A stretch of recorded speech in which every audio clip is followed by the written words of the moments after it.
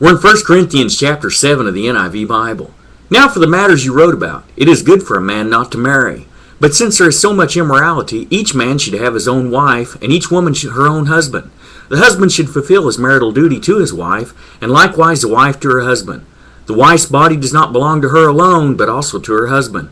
In the same way, the husband's body does not belong to him alone, but also to his wife. Do not deprive each other except by mutual consent and for a time, so that you may devote yourselves to prayer. Then come together again so that Satan will not tempt you because of your lack of self-control. I say this as a concession, not as a command. I wish that all men were as I am. But each man has his own gift from God. One has this gift, another has that.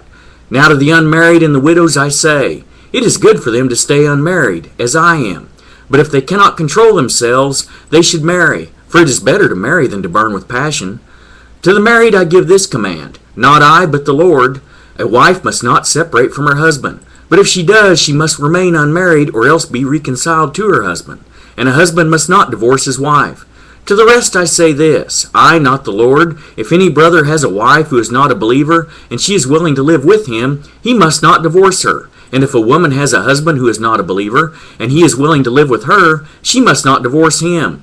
For the unbelieving husband has been sanctified through his wife, and the unbelieving wife has been sanctified through her believing husband. Otherwise your children would be unclean, but as it is they are holy. But if the unbeliever leaves, let him do so. A believing man or woman is not bound in such circumstances. God has called us to live in peace. How do you know, wife, whether you will save your husband? Or how do you know, husband, whether you will save your wife? Nevertheless, each one should retain the place in life that the Lord has assigned to him and to which God has called him. This is the rule I lay down in all the churches. Was a man already circumcised when he was called? He should not become uncircumcised.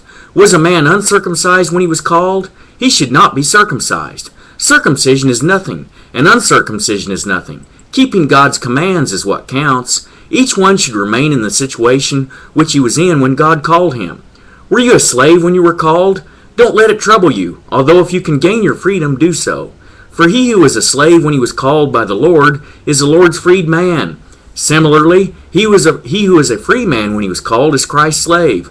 You are bought at a price. Do not become slaves of men. Brothers, each man, as responsible to God, should remain in the situation God called him to.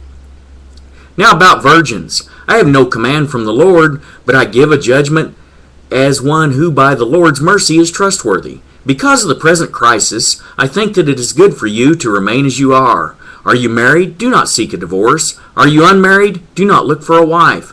But if you do marry, you have not sinned, and if a virgin marries, she has not sinned. But those who marry will face many troubles in this life, and I want to spare you this. What I mean, brothers, is that the time is short. From now on, those who have wives should live as if they had none. Those who mourn as if they did not. Those who are happy as if they were not. Those who buy something as if it were not theirs to keep. Those who use the things of the world as if not engrossed in them. For this world in its present form is passing away. I would like you to be free from concern. An unmarried man is concerned about the Lord's affairs, how he can please the Lord. But a married man is concerned about the affairs of this world, how he can please his wife, and his interests are divided. An unmarried woman or virgin is concerned about the Lord's affairs. Her aim is to be devoted to the Lord in both body and spirit. But a married woman is concerned about the affairs of this world, how she can please her husband. I am saying this for your own good, not to restrict you, but that you may live in a right way, in undivided devotion to the Lord.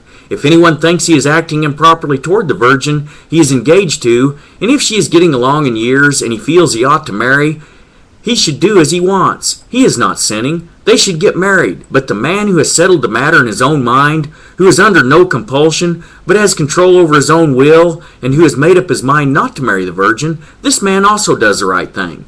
So then, he who marries a virgin does right, but he who does not marry her does even better. A woman is bound to her husband as long as he lives, but if her husband dies, she is free to marry anyone she wishes. But he must belong to the Lord. In my judgment, she is happier if she stays as she is, and I think that I too have the Spirit of God.